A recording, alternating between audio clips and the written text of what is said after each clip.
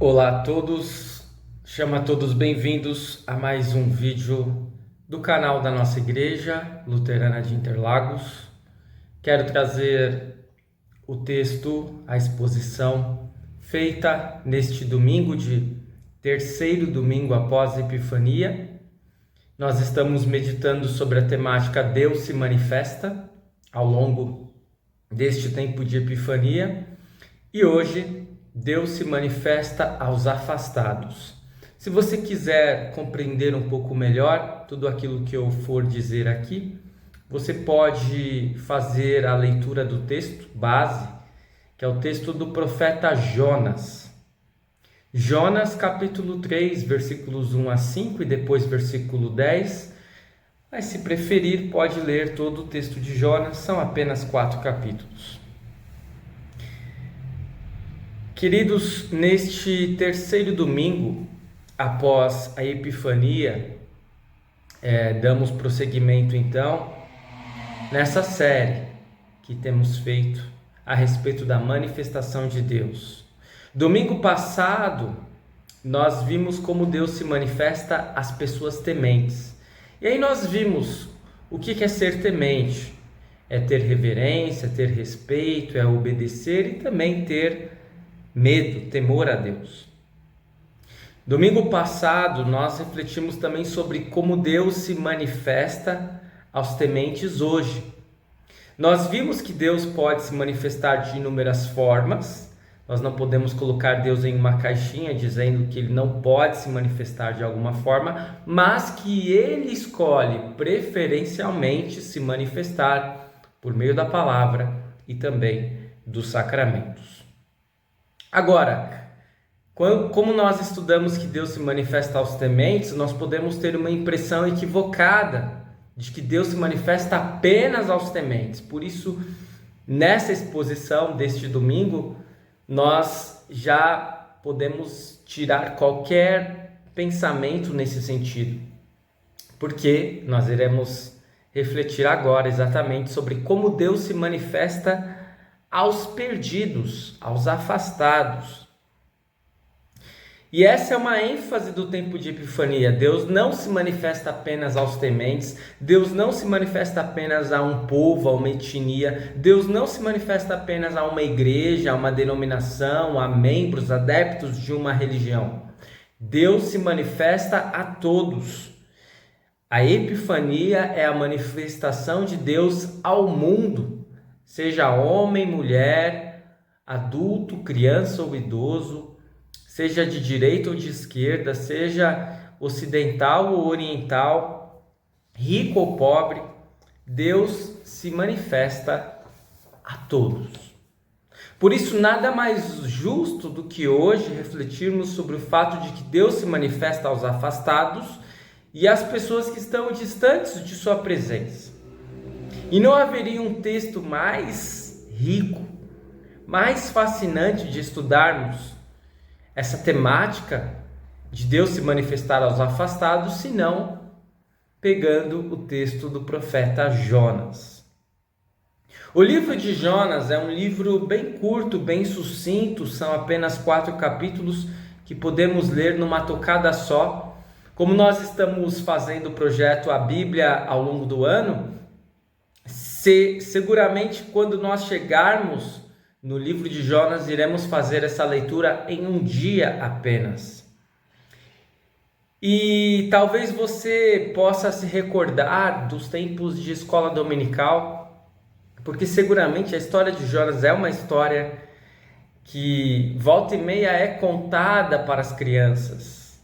A história do profeta que foi engolido por um grande peixe, a história de um homem que recebeu uma incumbência de Deus, mas que na verdade ele até fez mais do que ele achava que poderia fazer. Jonas talvez possa ser apontado como o maior missionário do Antigo Testamento, porque por meio deste profeta Deus consegue uma façanha de converter uma cidade inteira. E não é qualquer cidade que é convertida ou que se arrepende, mas é Nínive, capital da Assíria, um dos locais mais pagãos, violentos, imorais e idólatras do mundo bíblico antigo. E o fato curioso é que isso deveria ser um motivo de grande júbilo para um homem conseguir ser instrumento de Deus numa façanha tão grande. Mas não é o que acontece com Jonas. Jonas é conhecido como profeta fujão, porque Deus disse para ele ir para o norte e ele pegou um navio para ir para o sul. Ou se Deus falou para ele ir para leste, ele pegou um navio para ir para o oeste. Ele recebeu uma ordem de Deus, ele não quis cumprir essa ordem, pelo contrário, ele foi no sentido oposto da onde ele deveria ir. Por isso acontece que quando ele está nesse navio, ocorre uma forte tempestade. E os marinheiros lançam sorte para ver de quem é a culpa nessa tempestade terrível, que provavelmente faria com que eles naufragassem.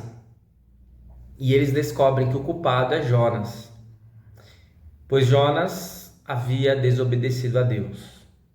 E assim eles lançam Jonas para fora do navio, e é até uma sugestão do próprio Jonas ser lançado para fora do navio, pois se isso ocorresse, eles navegariam em calmaria novamente. E é o que acontece. O navio segue viagem em calmaria, Jonas é lançado ao mar. O homem lançado ao mar, um mar agitado. Mas Jonas não morre. Ele é engolido por um grande peixe. Mas Jonas não morre. E após ter quase morrido em um naufrágio, após ter sido engolido por um grande peixe, ter ficado 3 dias dentro da barriga desse peixe, Jonas é cuspido para fora. E então ele vai a Nínive realizar a missão que lhe foi confiada. No entanto, após a conversão, o arrependimento daquela cidade, ao invés de Jonas sentir alegria, alívio, Jonas questiona a Deus. Em uma cena um tanto quanto prosaica, quando ele está na sombra de uma planta, essa planta acaba morrendo e ele perde a sombra desta planta. E ele murmura com Deus, reclama com Deus. Porque no final das contas, na visão de Jonas, os assírios não deveriam ter sido perdoados por Deus. Eles não mereceriam uma segunda chance. Para Jonas, os assírios deveriam ter sido destruídos. Para muitos, Jonas deveria ser chamado de não somente profeta fujão, mas profeta chorão. Um profeta esquisito que faz a vontade de Deus a contragosto e que mesmo depois de ter um bom resultado, ainda reclama com Deus. Mas se pensarmos assim, não estaremos levando em consideração o contexto em que Jonas está inserido. Os assírios eram guerreiros cruéis, que por onde passavam deixavam um rastro de destruição, estupro e morte. Como perdoar algozes tão cruéis? Como compreender que Deus resolve se manifestar de uma forma tão piedosa a quem não era nem de longe digno de pena? Que situação a vivenciada pelo profeta Jonas. Como poderíamos censurá-lo sem tentar compreendê-lo? Será que Jonas não tinha lá suas razões humanas, é verdade, mas para ser tão rebelde e recriminar a Deus pela ousadia em perdoar pessoas tão cruéis e distantes dele? Afinal de contas, seria Deus justo ao se manifestar a pessoas afastadas dele de forma tão misericordiosa? Deus não deveria enviar fogo dos céus, assim como fez em Sodoma e Gomorra, uma das leituras de Gênesis desta semana? Por que esse tratamento diferente aos ninivitas? E por que justo Jonas tinha que ir até Nínive ser instrumento de Deus para que eles recebessem perdão. O texto de Jonas pode nos trazer muitos questionamentos que vão além de tudo isso. Jonas até poderia ter suas razões para detestar os assírios. Ele até poderia pensar que a atitude de Deus foi muito condescendente com eles. Mas fugir na direção contrária a Nínive, e pior, após o arrependimento deste povo reclamar com Deus, parece ser um pouco demais. E pode nos levar à seguinte questão: afinal de contas, quem verdadeiramente estava afastado de Deus? Os ninivitas apenas? Será que Jonas também não pode ser contabilizado como alguém afastado de Deus? Por vezes nós temos tantas dificuldades em compreender o pensamento de Deus, e isso poderá nos gerar muitos problemas. O problema maior de Jonas parece ter sido exatamente esse. Quando tivermos pensamentos parecidos com o de Jonas, devemos refletir nas palavras do profeta Isaías 45, versículo 9. O barro não pergunta ao oleiro o que é que você está fazendo, nem diz, você não sabe trabalhar. Temos a tendência a pensar de forma simplista no tocante a quem está próximo ou quem está afastado de Deus. Podemos pensar que quem não comparece regularmente à igreja está afastado, e quem está sempre presente, ou quase todos os domingos, é alguém que está próximo de Deus. Mas nem sempre será assim. A verdade é que os ninivitas de fato eram pessoas afastadas de Deus. Mas pelo relato percebemos que Jonas, um homem escolhido por Deus, não estava lá muito inclinado a aceitar a vontade dele.